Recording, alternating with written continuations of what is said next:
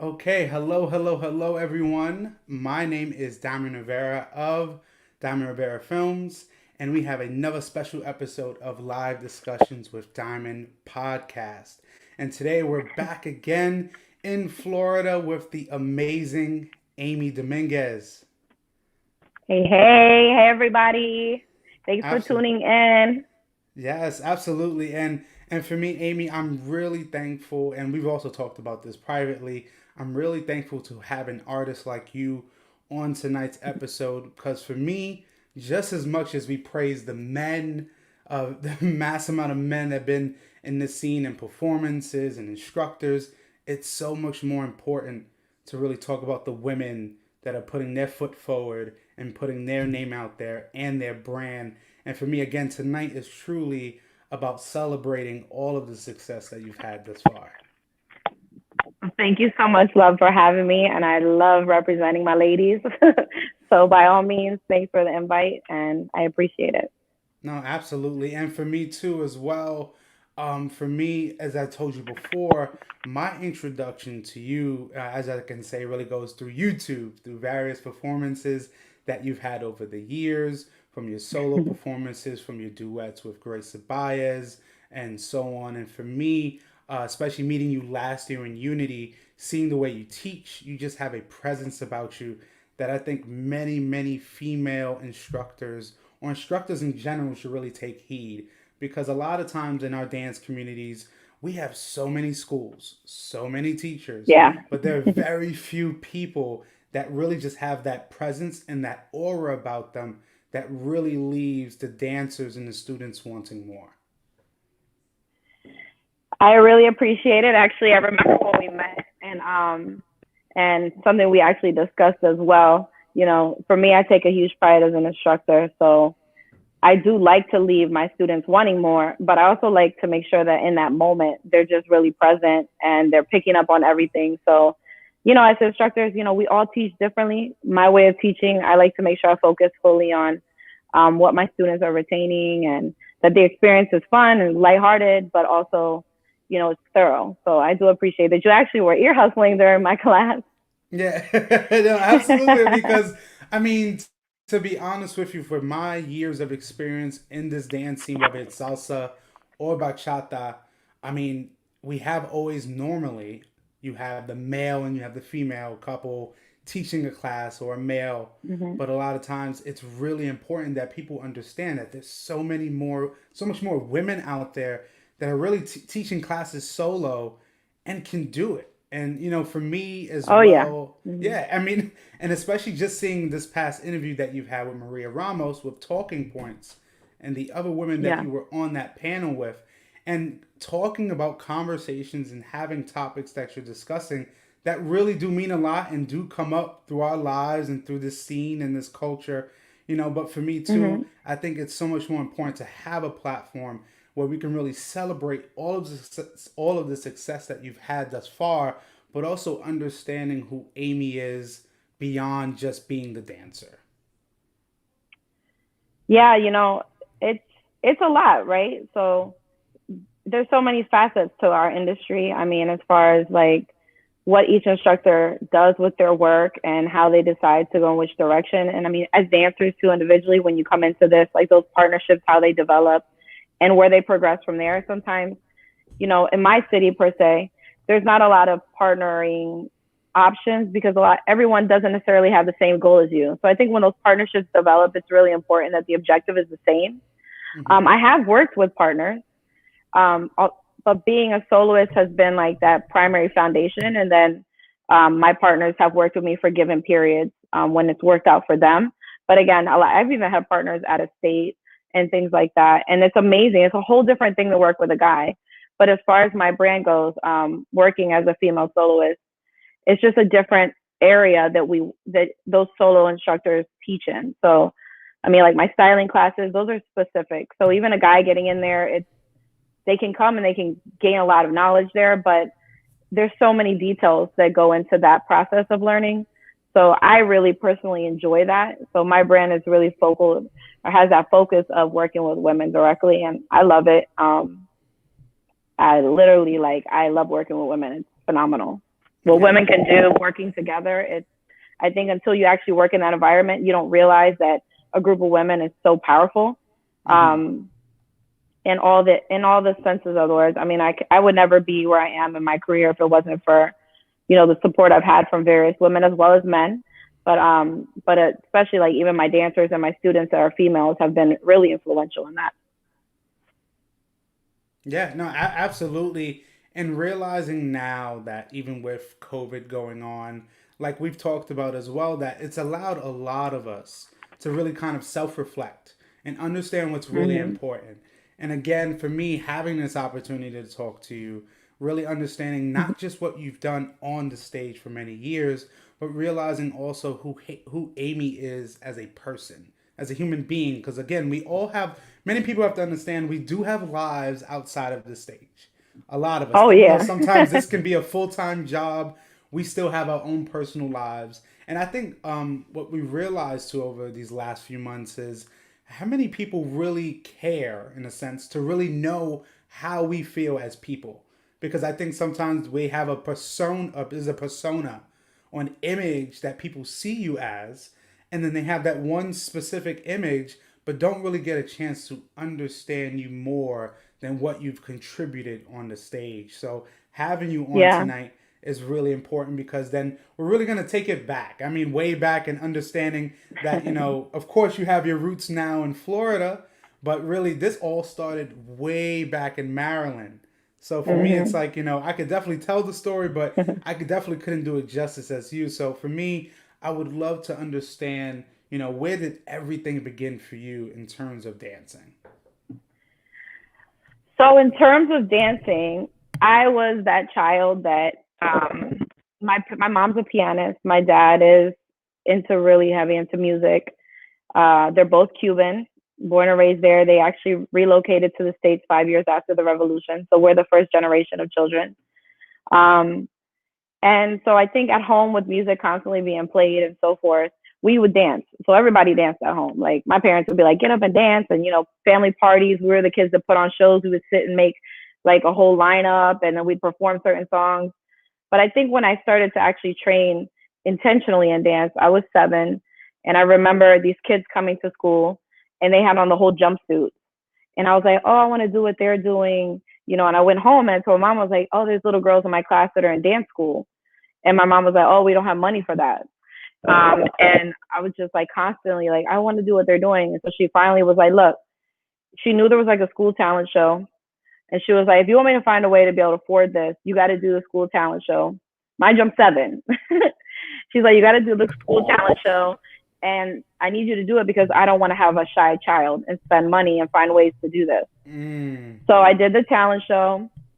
And I remember I danced the Real Love by Mary J. Blige. And Ooh. I know. What was I doing listening to that? You But said at 7. I was 7.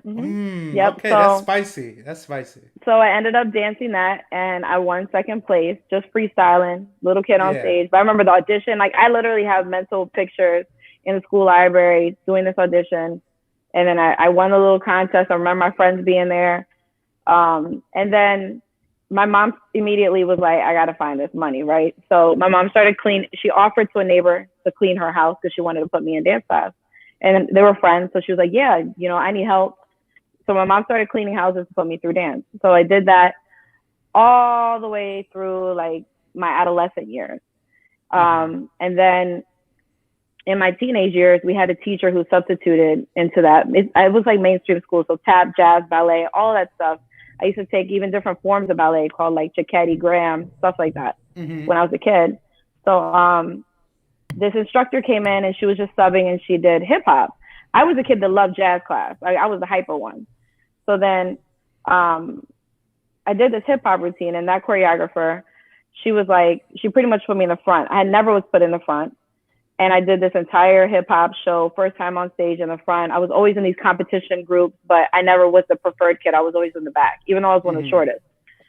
So anyways, point is that I get involved with this choreographer and my mom ended up having some issues with the school and she was like, Amy, I'm going to have to take you out of dance. And I was like, oh my God, no, can you go find that substitute? I loved that hip hop class we did.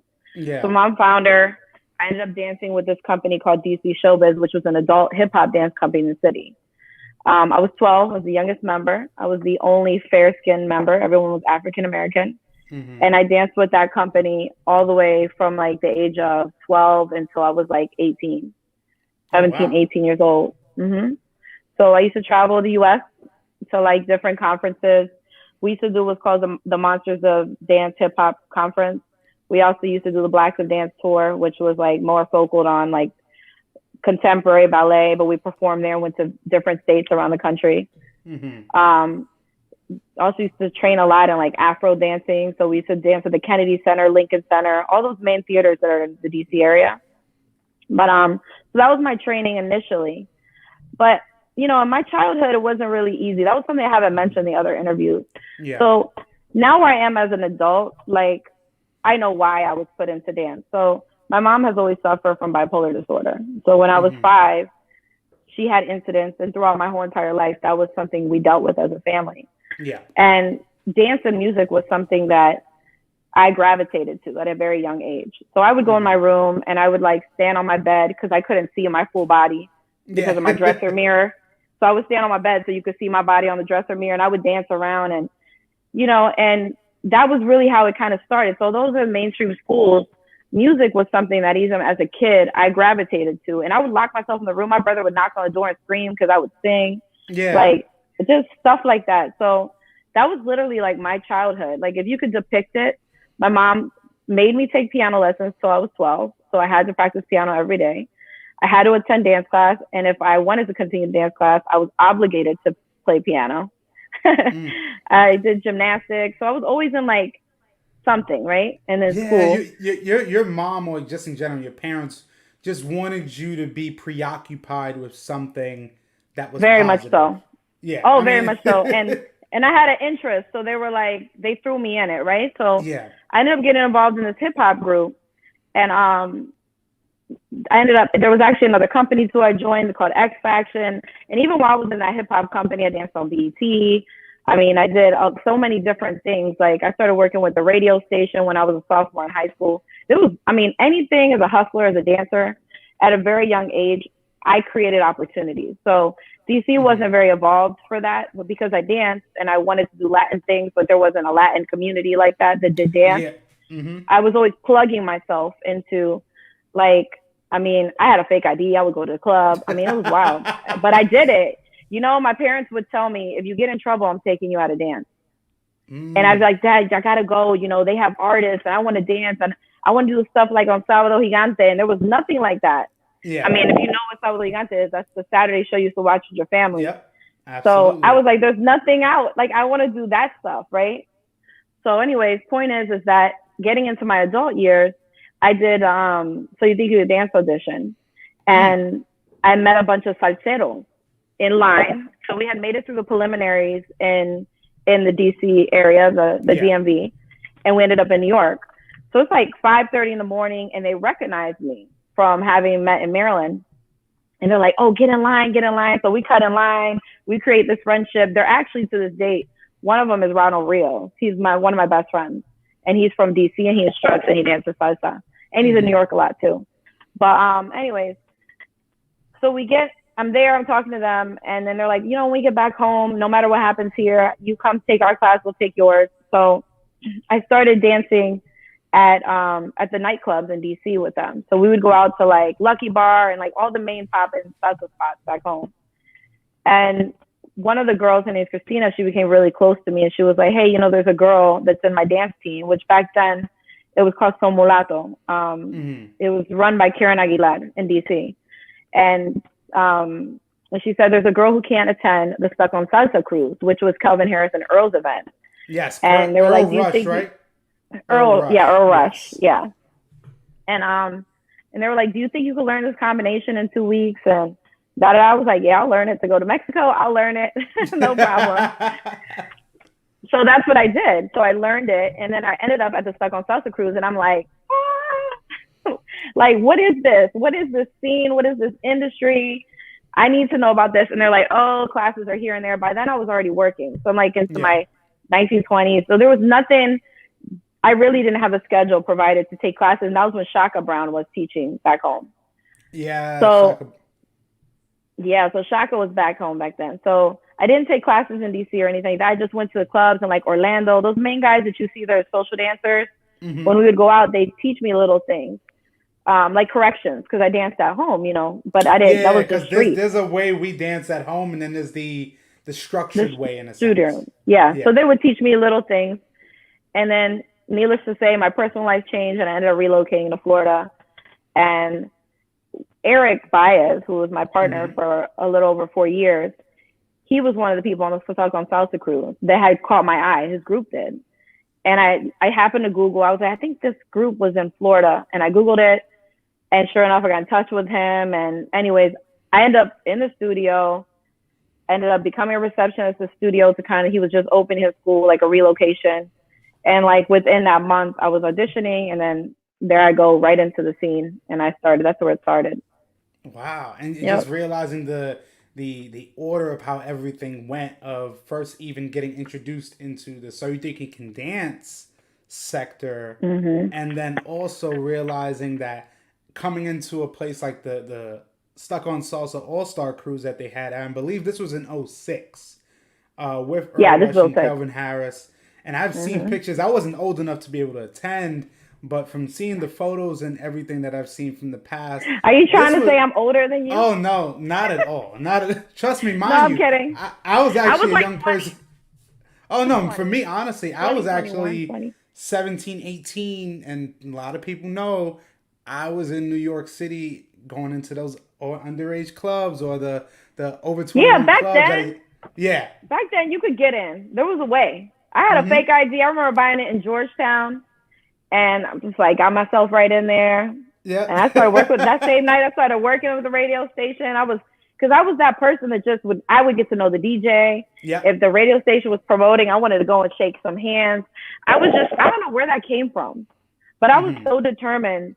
I just loved to dance. Like there was without a doubt I was intended to be a dancer for No, sure, for sure. yeah, and realizing too, I think what's important that you talked about earlier was your parents didn't force you, because that sometimes happens with a lot of people who are in the arts. A lot of times, whether it's dancing, it can be drawing, it can be singing. There's a Yeah, point where your parents can either push you to the limit or allow you to push yourself, because there yeah, yeah, comes a yeah. point sometimes of you feel like you're being forced into this, but seeing that you took a liking to it from the piano, from dancing, it really is a testament to how much your mom really did believe in you, and even yourself Oh, talking she about. did. Yeah, She you did. know. My parents are, and I think what they loved was that the discipline, right? So it Hmm. kept me busy. It was the discipline. My mom's a tremendous pianist. And actually, she did force me to play. So we didn't get Okay. to that part. My mom forced me to play the piano, okay? My mom has no cut cards. She's a full tourist. Like, if you met my mom now, she's as sweet as can be, but she's 74. Prior to that, there is a one way and it's her way. That's it. Yeah. So, so anyways, playing the piano, I was actually forced to play it. I was the kid that wanted to just move. So my mom paid Mm. my aunt to teach me. My mom paid piano teachers to teach me because she had no patience. She's like, she won't sit still. She needs to play the piano, and she was right. She was when you have a parent that plays an instrument, they know the value. That's like a very priceless value. And Yeah. if you wait until you're an adult, it's something that's almost untangible to do. I mean, especially Mm. with something so complicated like the piano. So, anyways, she forced me, but there were times that like I got really bad with it. Like I didn't want to sit still. Like I would do back kickovers and flip off the seat and stuff. Yeah, Oh I my was pretty bad. I god. was like a tomboy too, so I had three older brothers. So I was the baby. So I was like Uh, rough. yeah. Hmm. Oh my So, god. oh man, you don't even know. My mom used to just, ooh, she didn't like it. So she started paying people. And I remember her telling me, I told her one day, I said, Mom, I hate it. I don't like it. So I had a thing, we used to do these things called the guilds where they were like judges, panels. And so she was like, if you can get a gold medal, mind you, it was the next day. And I was preparing for a silver. So I had like 7 songs and they have these things that are called scales and arpeggios. Hmm. But she was like, if you can get a gold medal, tomorrow I'll let you quit. So all night I stayed up learning like 3 more songs, like 5 more of this, like all the stuff I needed to do to try to get this gold Yeah. medal. They even created like a cheat sheet and put it on my thigh with tape with the letters of the notes. I was like, oh, I'll just glance like down. And I wore a skirt. Like I was prepared to get this gold, right? The panel was like really low, so I was elevated. So there was no way for me to cheat. And anyways, I got the gold, right? And I remember getting it and I handed it to her and I was like, I'm not playing anymore. And she was like, no problem. And I never played again. I was 12. Yep. Never played again. But the instrument that I'm most gravitated to when I listen to salsa or when I create and just even social dancing that provokes me the most is the piano. It's wild. There's things that you can't plan. You don't know why it happens. Yeah. But I can listen to a complete piano instrumental song and just be so provoked and dance to that. And even like social dancing, like a piano break will come on. And if a guy's connected to me, I'm like, please release me. Yes, yes. Because we know how it is. There's certain songs, those transition breaks mean the most. And guys, I hope you're listening when a woman is telling you, just let her go. Let her be free. Oh yeah, I like connecting, but then there's a moment where it's like, oh, the song is taking me. It's not even about you. It's not about me right now. It's just like this moment. Like, absolutely, it's personal. So sometimes I'm like spaghetti fingers. I'm like, ooh, just give me a moment. I'll tell you this: when we do get back to things and we can meet up, I'll definitely make sure whatever song has a piano break, I will definitely let you go on that point. Yeah, yeah. For sure, and realizing I'll be like, this that moment. They'll definitely could count on it. And realizing too is that you talked about the Stuck on Salsa Congress, or Congress on a boat. Basically, it was an event on a boat, and I think too people had to realize there weren't many events like that happening in the mid 2000s. This was an evolution period. So realizing people from DC like Earl Rush and Kelvin Harris that I remember specifically because I was in a group. An all-male group, and we actually were at their event in Mexico in 2009. That was when Ataca La Mana came. That was when like they first was starting to branch on the scene, and they had the all-white parties. And so I mean, for me, it was like that was an experience. But then realizing we were basically, me and you were at the same place at the same time, but we didn't know each other at that point. But I was so beginner. I was like just out of the womb. Like I was like during those. You were basically fresh. You were fresh. Oh, I was fresh, man. Let me tell you, that Stuck on Salsa cruise, I was so fascinated, but I was beyond fresh. I mean, I sat. Let's see who Darlene Garcia, right? Oh, absolutely, from Art in Motion, yes. Darlene was one of the only individuals who social danced with me because I didn't know a count for I was a dancing, but I was following. I didn't know a 1 or 2 or 5 or 8. I didn't know anything. I just danced. You know what I'm saying? Him and Beto Herrera from North Carolina. Yes. The two of them were the two most memorable individuals on that cruise for me. Beto gave me an entire history lesson sitting on the steps on the cruise because I was just like, I don't understand. Like, what is this one, this two? Like, and my first history conversation in this industry about dance was with Beto Herrera. He took his time. I remember him sitting down. He was like, I was like, this is just a lot. Like, I want to know everything because I was a dancer. Like, I was full in. Like, I was dancing pro shows all over the place in hip hop. Like, I was known for hip hop. Like, I had my stuff and the companies I danced with.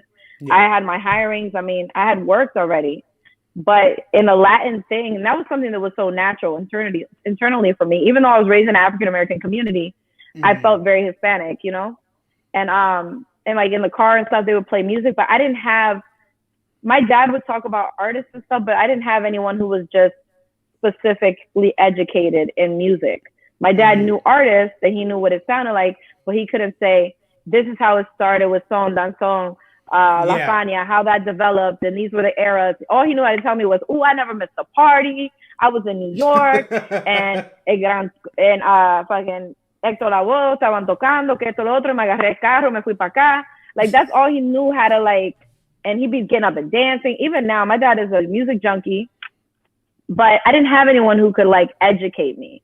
And I remember Beto doing that, and he did it. And, and this speaks highly on how important it is for instructors to take into account that every single individual person you encounter, you have the responsibility that they can leave with a positive taste in their mouth. Yes. Not that you necessarily are obligated to do it, but the responsibility that you hold being a face in this industry is really big. So it Mm. sucks when there's times where we're exhausted. Like I know people say that resting bitch face situation. Like I'm a serious individual for a lot of things because I'm actually more of an introvert. Like I'm social Gotcha. right now, right? But if you saw me, like I get intimidated easily. And my way of doing is I'm more reserved. So I'm quiet, I'm Mm. observant. I love to watch people. That's who I am People as a person. watcher. I I'm see. a You're people people. watcher. I love watching people. I think people are some of the most fascinating creatures in the world. Let me tell you, when I was working with Stefan in Dallas, I was like, boo, let's just go to Walmart and watch people. Oh God, Walmart is a trip. that's You could sit that's on a bench creepy. at Walmart, and that's like comic century. Like, I mean, in an airport, you constantly run into people from all walks of life, right? So even within our dance community, like with dancing and stuff, a lot of my students I've met because I've watched them. Like, Hmm. I love sitting, have my little drink, and just watch people enjoy the music because I like to listen to music. There's just different aspects Yeah. that I like, and so it doesn't necessarily have to be all eyes on me. First of all, I'm an introvert, so I do it Hmm. because it's part of my work, right? But my full fulfillment is to see what I can give other people, right? So Hmm. with what my knowledge, so my knowledge is where I really get that full fulfillment of what I do, like having the knowledge, sharing the knowledge, giving people another outlet. That's where it's like internally really me, you know? The other Yeah. stuff is like an enjoyment as part of like the process, and I get like excited and you love it. But the full fulfillment for me is, I guess, sharing forward all that knowledge and kind of giving people that open door to kind of exploring, right? And you never know. I mean, I Yeah. hear stories and I'm like, I did that to you. I said that to you. They're like, yeah. I'm like, I'm glad to know I'm continuously the same person because there's Yes. no changing who you are, right? I mean, after So, a certain period of time, but I think too, what you're saying is so important because you're talking about the importance of instructors and the importance of understanding you have a representation and realizing too what it's very important that I'm hearing as well when you talk about the notion of being an introvert because I've had many guests on this podcast who travel the world but internally they're introverted. It's for me, I guess, me seeing them on stage, I have a perception of what I believe they are like off. But oh yeah. it's not until you actually get to talk to the person that you really find out who the real person is. Well, think about it. Like we convert into a character, so Mm. a visual piece of music, right? So at least for me, that like aggressive, sexy female, like I even have certain routines that I'm that character. But if you saw me in Hmm. my personal life, I need a lot of shots. For real, like it's just, You just got to get it's not, it's you I are the know. character. Your job as a dancer and a performer is to become the character. So you're producing pieces that tell stories, right? So you can't always Hmm. tell your own story. Your own story is gonna. I mean, how many times can you just be you only? So you Yeah. create these characters. So I think people do get this facade that, oh, this person is potentially like this, and there's nothing wrong with that. But a lot of us as dancers are introverts, and we've used music to just open up, right? And that Yeah. happens with children. Even as an educator, you put on music, you get your shy kid that starts to move a little bit. You know, No, it's powerful. no, you're right, absolutely, and now that kind of helps me transition into understanding. From then, you, like you said, you actually from your personal life transitioned into the scene in Florida, going from DC, and like you said before, you were a hip hop dancer, and in DC we know Mm-hmm. go go is everything. Go go Oh is yeah. the that's the jam. But then going into kind of the Latin feel, getting that taste of it from the cruise, but then coming to Florida, meeting people like Eric Baez, and then kind of going or kind of growing into the scene and adapting to a new scenery. What was those experiences like of now kind of saying I am now a Florida dancer? And what was that like over the years for you? Um, I had a saying that I always said that I was a spoiled dancer Hmm. because people could talk about things in negative connotations and I couldn't relate. So for a very long, I can't say that I've ever had a negative stigmatism to what we do. I think there's difficulties along the way. You know, it's business in some aspects and so forth, but overall, like coming into Florida, my experience was extremely positive. You know, I worked with Eric, like I said, a little over 4 years. And our partnership, he's like my brother. Even to this day, we sometimes he'll hit me up like on FaceTime, like, oh, did you see this or Mm-hmm. whatever? And it's about his baby or whatever. So we were like brother and sister, like Yeah. this, right? So in the studio experience with him and I, there was just always natural chemistry. So I was spoiled in that sense. There was never really any stress. Like we can go in there on a Sunday and spend 4 hours and it was no big deal. We could go on a Monday and train with the whole team afterwards. We're like, let's go to the club, you Yeah. know? So it was a very family, what Eric did in his studio, and not to take the attention away from, that, but that was really a big part of what, Mm-hmm. who I am as well. But what we had going on together in the studio was a very big family oriented vibe. And just I guess when I got involved, it just complemented his energy as well. And so we Mm-hmm. worked really well together. So we had our teams and I just kind of co-taught with him along the way in those 4 years. And we did socials and we traveled together. It was a really good, consistent, steady 4 years for us. And honestly, I still would have been UMBA this whole entire time, Yeah. just as myself. It's just we got to a certain point where he had been there, done it, and I was starting to um, I was getting a lot of energy, a lot of reciprocation and invitations to teach styling and focus on women because of what I was naturally doing in the school. So I Mm-hmm. started developing my own techniques and stuff while I was working with UMDA with Eric. And other people saw that. So they were like, we want to know what you're doing. Would you come teach here? Would you come teach there? Yeah. And they weren't necessarily the plan that Eric had because Eric had already done so many other things. So as I kind of gradually kind of started evolving, he was already like, he got where he wanted to go with his company. So we parted ways due to those type of differences. But like I said, I still literally would have been Amy Dominguez from Universal Mambo because it never was a bad experience dancing in that school label. I mean, it was always a positive experience. But, again, I started to get all these opportunities. I took advantage of them. And then I came into growing my own brand as soon as I left him, which was Mm-hmm. focused on women. But even all the way from then, so you're getting 4 years from '09 until then. And Yeah. then I started my female company, which was Es El Amor. And that was great. That was, I mean, I was spoiled. I had immediately like 17 dancers. I had my shows. I was getting them booked immediately at all the congresses. I was extremely blessed in Florida. Mm-hmm. I think there was not a female branded here in the state. And I was the one who kind of like got branded as a face here in Florida, right? Yeah. And so I got started get instructing at all the congresses between Miami, Tallahassee, Jacksonville, Orlando, all the cities here, right? So Mm-hmm. that was a huge opportunity for me to kind of get my feet wet, really kind of establish what I was doing, even with my training techniques and stuff like that. And now we're going into going on 7 years later Yeah. or 6 years, and I've been working alone the whole time. I mean, I've had my partners, like I said, but as far as like my company, so first it started as my female company, and then the guys wanted to join in, and I switched the label to KURA so that Mm-hmm. I could get my guys involved. So I had my guys for a little while, and now once again, right prior to COVID, I got a strong calling of females again that wanted to do something on a more professional level, Mm-hmm. and I kept it as KURA, but now it's focused back on women, which it'll stay with women. It's Okay. just what I'm really good at doing. Um, and yeah, so that's been my experience. So Florida back then was one way in the scene. We're in a different scene, but progressively, my experience with Florida, I love this state. Um, there's so many students here. There's Mm-hmm. different instructors, and I mean, I literally have always said it. Like, I've had dancers, females, come like, oh my god, this is like, how do you get so many women together and there's no drama? I'm like, I don't know.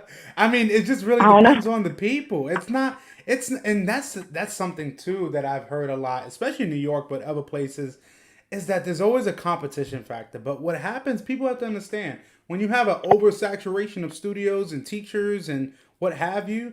Of course, people are going to start to compete because it's a studio and people want their students.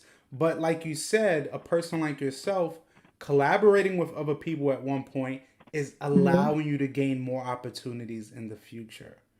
Yeah, And yeah. And I believe in competition. And I know some people have that in their personality. They're just competitive and the best.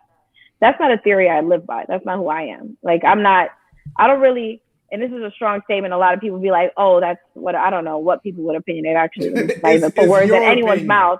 My opinion is it's impossible to be the best at something that is creative. You can be great at it, but how can you actually create a really constructive scale and say, I am the best at this?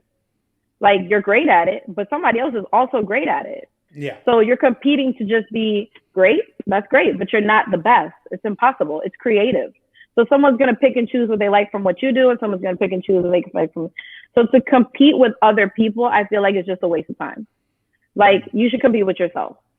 If you think that you're lacking in something, or you think that you should do better in something, then do it for yourself. But to compete, it's, for me, at least for me, I don't compete. I don't compete in anything. I don't compete as a woman. I don't compete in nothing. I don't even compete. I compete with myself. So if I'm lacking in something, I work on me, because I didn't get to 36 competing, Yeah. and get all the things and do all this stuff. That's a lot of energy. You know what I'm saying? There's a lot Oh of work yeah. to be done while you're competing. So if you just, I mean, for me personally, and that would be an advice I would give to any student, if you feel like there's more you can do, then do it. If you feel like Absolutely. there's I more you mean, can do it. If you like what every somebody else is doing, appreciate that, and learn what is it they're doing. Their discipline. Are they training with multiple people? Are they investing financially into coaching? What are they doing? And if that's giving you that sauce of like, I want to do more, then you're at that point, you might think you're competing with them, but you're really competing with yourself, because there's something missing that you need to work on. So anyways, but yeah, I don't believe, I mean, I think when I was younger, I did, because you get that anxiety of like, oh, but they're doing it. You want to keep up. But then it's to a certain point where you keep keeping up. When you're a dancer, you're a hustler. You're Yeah. constantly hustling. So, and the hustle doesn't go away, because guess what? There's people hustling. Oh, there's always You get somebody older hustling. and they're coming and they're coming and they're getting good, and you're like, damn, appreciate their work, but hey, I got it. So you're just constantly chasing the dream, right? So the idea is to just kind of just understand you're great. There's going to be multiple people that are great, and this is what I can do to even better this craft or better get to where I'm trying to go, right? So anyways, No, that's when I absolutely. hear that thing about competing, I'm like, ugh, No, that type of energy. I'm like, get off me. I appreciate that, because a lot of people, women, male, whomever, sometimes they feel the exact same way, but honestly, they don't know how to word it, or they're nervous about what other people will say. But for me, I've always said you have to be who you are. I understand at certain parts, like you said, in routines, you have a character to mesh with in that routine. But there is a point after that, you are back to yourself. And you have to come to terms with yourself. You have to learn how to please yourself before you learn to please anyone else. And And yeah, and and there definitely are. I mean, some people really are confident about like, oh, I'm competitive, like, but yeah, I'm not. So for me, it's like I can't. If I do that, it'll make me so stagnant. Like, it'll no. drain me. I personally, if you're interviewing me, so me personally, I'm like, you competed with the wrong person, because I am not competing back. Exactly. I love it. I love it. And now that kind of helps me now transition into the segment that I call the randoms. This here is going to be 10 questions, about 5 to 10 seconds each. And this is going to help Okay. me and the audience learn a little bit more about you. Some questions you probably heard from previous episodes, some might be new. But now I'd like to ask, let me know when you are ready. Let's go. All right. Number one is favorite food. It's pasta, but I don't eat it. So I What? love fish. Okay, I like that. Favorite workout song. Right now, I think it's the Nati Nata. Who is it? I love listening to Nati Natasha. Oh, okay, okay, yes, I So definitely. I just played Nati Natasha. All right, next one would be your dream vacation destination. I want to go to Dubai. Oh, okay. Whoever's hearing that, Amy wants to go to Dubai. Let's go. Let's do The, it. the next one would be your favorite Congress. Ooh. My favorite Congress. I am a huge fan of the Houston Salsa Congress. Okay. I I love heard. Texas dancers. All right, I heard that. Now I definitely love some Texas dances. They know Texas how. dancers, everything. Their students are great. The organizers out there are great. The community there is great. The direction that they take. That Congress is a nonprofit Congress, so I'm a teacher. I'm all for it. They put so much money into scholarships. I mean, that's the reason. Yeah. So as an instructor there, as an artist, I mean, they take care of their artists. The team there, they always have an entire panel. It's really organized. I love the Houston Congress, and I love our community congresses as well. So nobody No, kill of course, me in no, but Florida. this is again, this is your opinion, your decision. Yeah, The I love the next one, Houston Congress. next one we have is what would be your spirit animal? Hmm. Hey, look, you trying to really put me to the test here. Spirit animal? Like a legit spirit I would have animal? thought a lioness maybe. Oh no, I'm like a cub.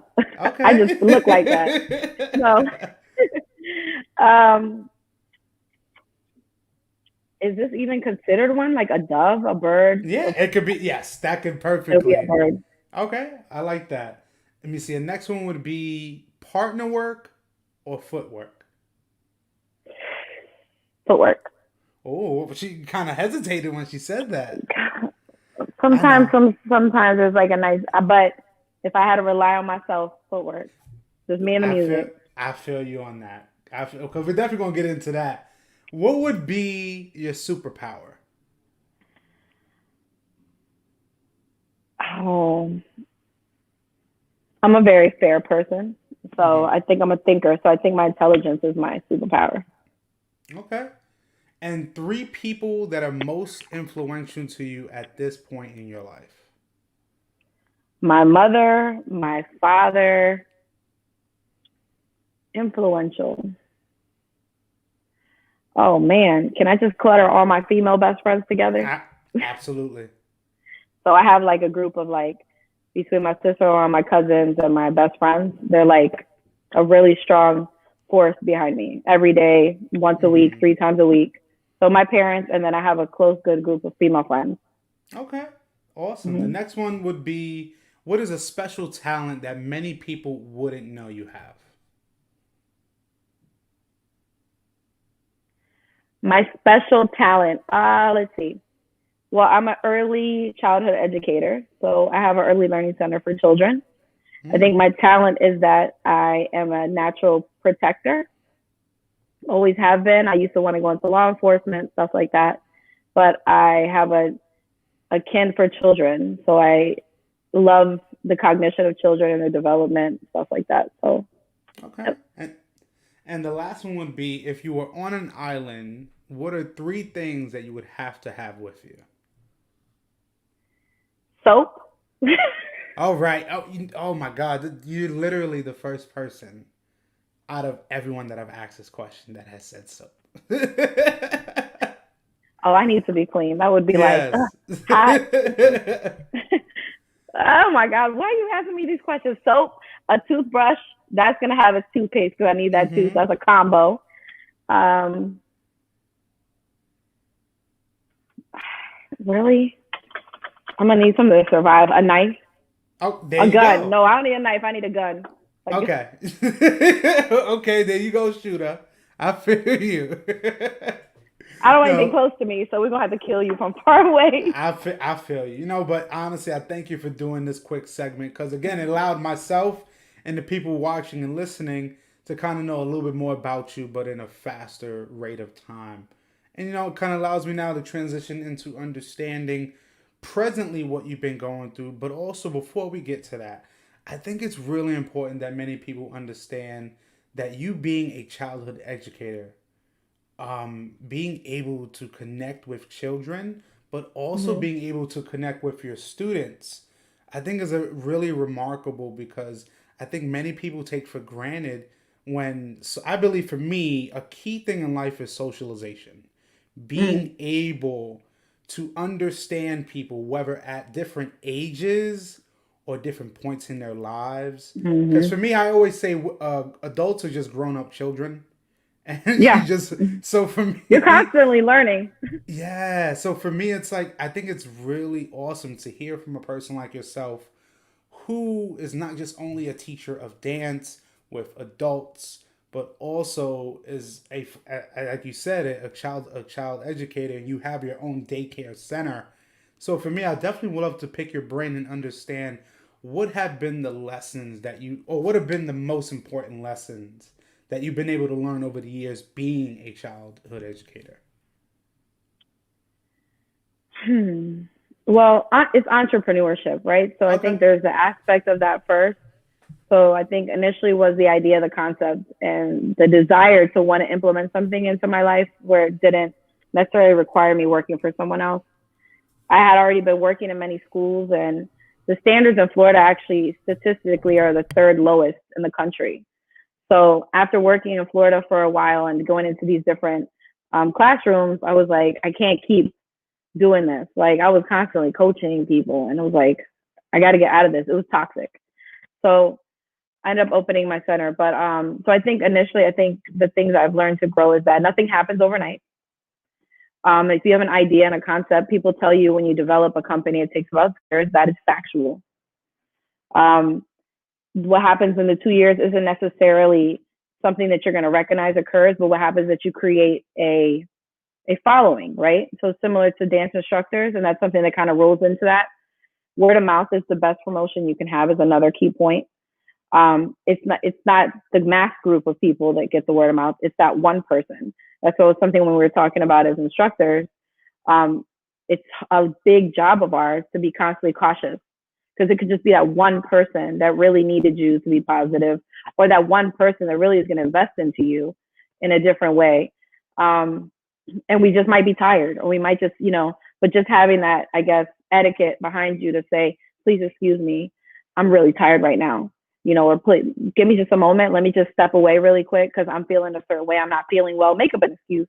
But the same thing with being an educator is that along the 2 years that I've gone on, because I'm in my second year of my company, it was not easy. It was like a massive roller coaster. And it happened right during one of the most extremely busy times in our Congress. That's actually why I had stopped traveling the last 2 years as much. But those were the lessons that happened was that one, you get the idea, go for it. There's no fear behind that, and there's no losing behind that because you're working for yourself. Um, but just having the understanding that it takes about 2 years to develop anything because it's that one person that brings two, that two that brings three, that three that brings Mm-hmm. four, and it's really creating your reputation, right? So Yeah. I think the patience is a big thing. No, no, absolutely. And the main reason to I ask because I feel like there are so much similarities in when you're teaching children and also teaching adults. For me Yeah, myself, I've there is. had I've had the opportunity to teach kids from second and third grade, from teenagers almost all the way up to 18, 19, and a lot of times they have just a lot of similarities over the years and That's hard. understand. See, that Yeah. age, I can't even teach. More Yeah. power to you, boo. High five. And we got Oh, Nancy I Salsa love you, over here. Nancy. Hi, Absolutely. And boo. even a friend of mine's, Yolanda, asks what part of Florida, and I think she's asking mainly what Orlando. Orlando area. And Hmm. and realizing I'm too is in that Claremont, but it's okay, Orlando. and so you're in Claremont, but kind of the roots in a sense were in Orlando. Yeah, yeah. So I'm about 20 minutes outside of the city. That's where I'm located, but I teach in the city. Hmm. Gotcha. And now understanding kind of even present day of realizing over the past 6 to 8 months, many of us throughout the US have been dealing with COVID. It's really shut in the beginning. It shut a lot of our businesses down, even from Hmm. schools, from dance studios, you name it. Some cities, some states, regulations have definitely been limited over time. But realizing now as well, I would love to understand from you how you were able, or how were you able to manage everything that kind of went on from March forward. Was it kind of an easier transition, or was it kind of a little bit stressful for those first few months for yourself? For me, for the dance side of things, so my company was doing so well with as far as the child care center, right? It's called Mm-hmm. Boogaloo Kids, but it was doing so well that I was finally going back into traveling more. So I had 8 gigs literally lined up and booked. So I was going to have probably the busiest next 4 months, 3 to 4 months that I had had in the last 2 years, because I wasn't intentionally trying to travel as much while I had Yeah. my company. It was impossible. So I had finally gotten to that point where I had an assistant, everything was possible to do it, and I had these 8 gigs lined up. So as far as, and my students were doing really well. I had about 13 on my training team. My pro team, I had 2 females that are my advanced dancers. They were solid in their choreographies. So I was in a point where everything was very stable. Like it had more stable than it had been in a very long time. So COVID happens, right? So for me, the dance side of things took the biggest effect. As far as my school, fortunately, I have a small center. So my kids, their parents were like, if you keep open, we stay. So I didn't get the hit like everybody got instantly. Yeah. Mine happened gradually. My hit happened after the centers that had been closed reopened, the bigger schools, the franchises, because they started cross advertising and stuff like that. And the locations were a lot more convenient. I had a parent to drive over an hour to me. But so I got the hit gradually. It happened more towards that point. And then when that happened was when the studios started picking up again. So for me, I was one of the people that now you see that's very fearful of COVID. So I was freaking out. My parents are 80. My dad's 80 and my mom's 74. Yeah. I was totally freaking out to the point where, I mean, I was buying like 25 gallons of water every Friday. I was doing her grocery shopping for my parents and stuff like that. Let me put my other headphone in. But so I was freaking out. Like, I was like, oh my God, I hope they listen to me and they don't go up and start going shopping and stuff. Yeah. So I did all of that. Then luckily I had I had people in my life that had the other perspective and they had their other opinions. So I calmed down a little bit more based off the knowledge they gave me. So I found a balance, right? So when schools started opening back up and the studios were allowed to again have rehearsals, I myself as well as with Salsa Heat and I think Santo Rico too, that same week we opened up and we started teaching our classes again. Classes went really well. I mean, prior to that, what I did was I converted. I can't even show you. I would have to move my computer, but I converted my dining room into a studio. So I was doing everything virtually. I bought mirrors and put them up. I mean, you guys can see it, but you'll also see my baby seat. My business is here, so you'll see my entrepreneurship. Anyway, so point is that I started teaching here, right? So I started teaching at home, doing my virtual classes. My teams all stayed in touch. I mean, we stayed in it. We did a good solid 2 to 3 months like that. That was challenging. At first it wasn't. Everybody was like, we're going to get through this, right? Yeah. But then it was like, oh, the audio's not working. Oh, the Zoom isn't clear. Oh, the this. And it was like, now it's not connecting. So that kind of stuff, I think, takes away from people being focused. So then we just kind of took a break for a month. So we did 1 month where I actually didn't dance. That was hard. I gained weight. I mean, it was really, really hard. It was hard to get back into heels. I mean, it's just really different, right? But then when the studios were allowed to open up again, I got back into it. My students all came. I almost felt like my classes got larger because people were just ready to get back into the studio. And it's been consistent since. So I didn't have a major hit. I mean, we're doing all the precautions necessary. We wear masks to come in and out of the studio. There's hand sanitizer there. Once they're in their space in the studio, they're allowed to remove it based off their preference. And we're just trying to adapt, right? But what I can say is that my students want to be there. They're all very well aware of the situation. They're responsible adults. I work with adults.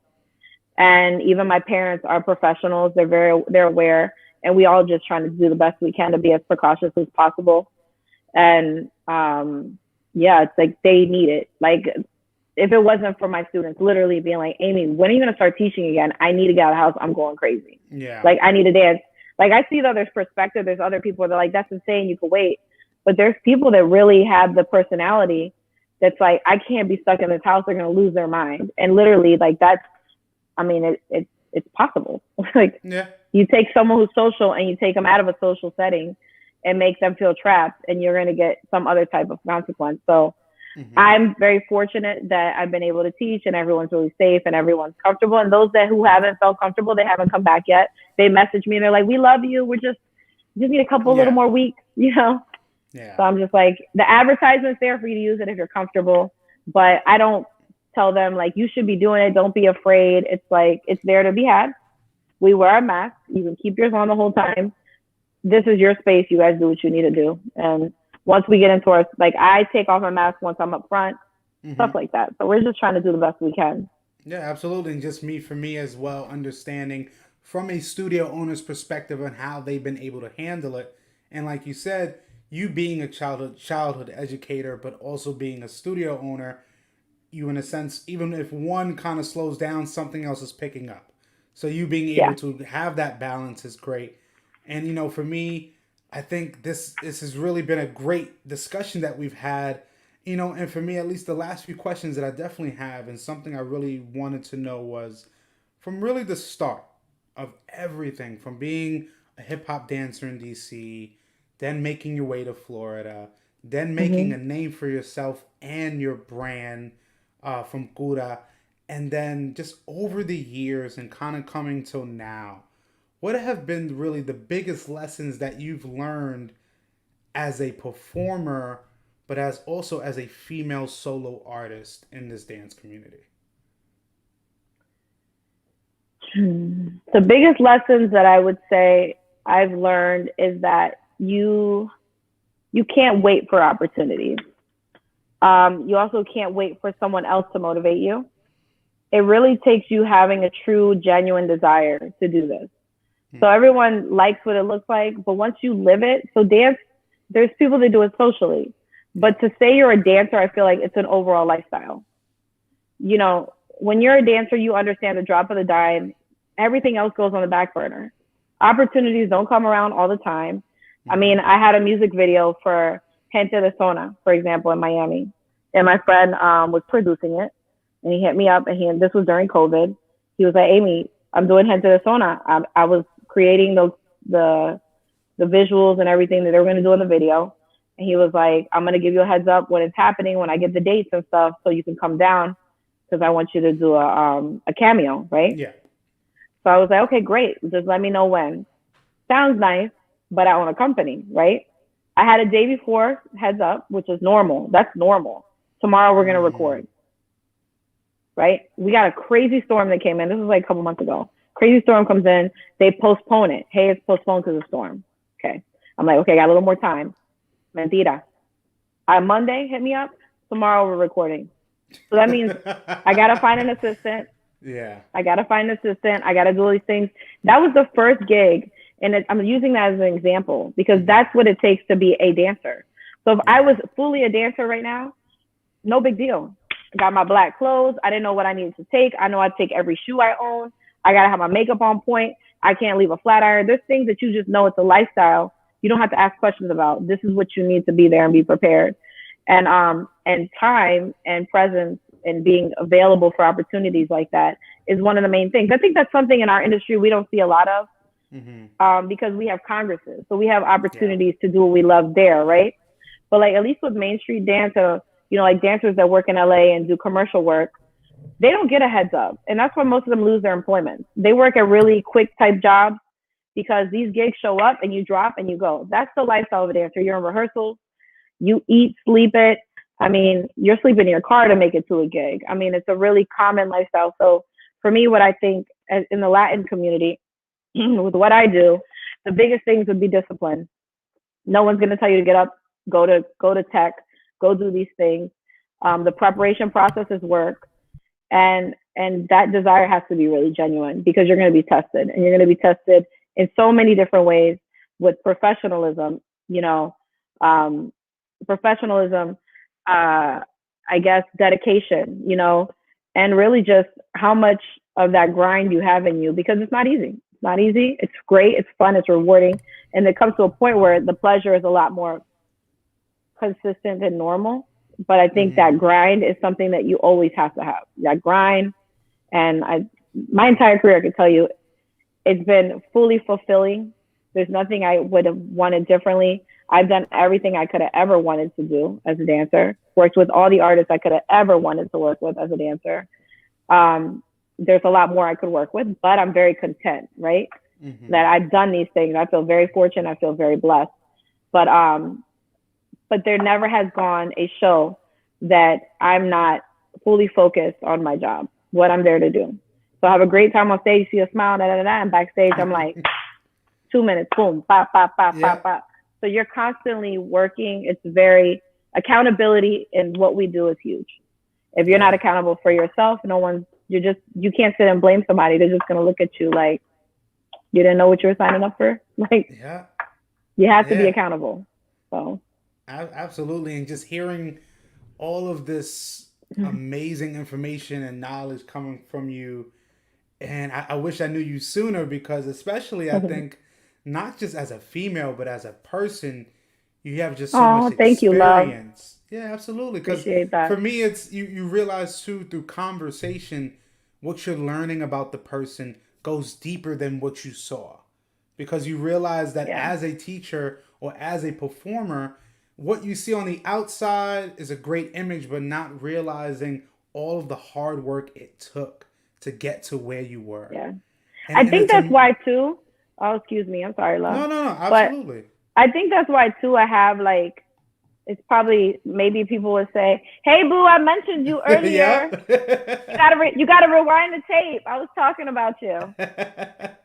But I think that's why I am this way, right? So people think my reservation is an attitude or something like that, and it's Hmm. not. It's just that I respect so much what I do. Yeah. Like, and not even just what I do, I respect the work that people have done. Like, I've worked with people that I hear their stories, and it's humbling. Like, people like Ismael, I've danced with Ismael Miranda, and I have for however many these years. And to hear his story and how humble he is, and how he, like, his first time, his parents didn't want him to sing and stuff like that. Hmm. Yeah. And how the first time he handed a record to his dad, you know, here he had been jumping from apartment to apartment in New York, getting evicted because the family didn't have an income, and Yeah. he ended up with Fania, and you know, then he got this his first record. He played at his house, and his dad was like, "Who is this?" And he showed it to his dad, and his face is on this record. You know, when you work with people like that, and you're like, "Wow, I have the ability to move this person's music, this person's story, this person's history." It's something that I personally don't take lightly. I don't take lightly because who am I, right? Like you're one in a bazillion people, and you had this opportunity. So I'm very cautious, and I protect my work. I protect the work of the people associated to me as well. So on the side, personally, I'm not business at all. When I'm off, I'm like wine, sneakers, hat. Oh, you see me on my personal time, just relax. I don't even want to blow dry my hair. But when it comes to what we do as artists, I am very protective of it. Like I love it. As a child, it was my bubble. It protected me from my real life at home, which was a phenomenal life. My parents were amazing. My mom had an illness, so it was very strugglesome in those ways, right? So that bubble really was my safe place. So I'm very cautious that I work with intention. You know, like I've been fortunate to have that desire to be very purposeful as an artist, like that I give people just a grain of happiness. That's all I'm trying to do. If music is doing it and I get to teach you a basic and you ran with that and that made you feel good that day, that's the best I can do, you know, as an overall human being. So that to me, I feel like is where it all comes into. So I really do appreciate that, you know, that you feel like I'd be a good friend. Yes, boo.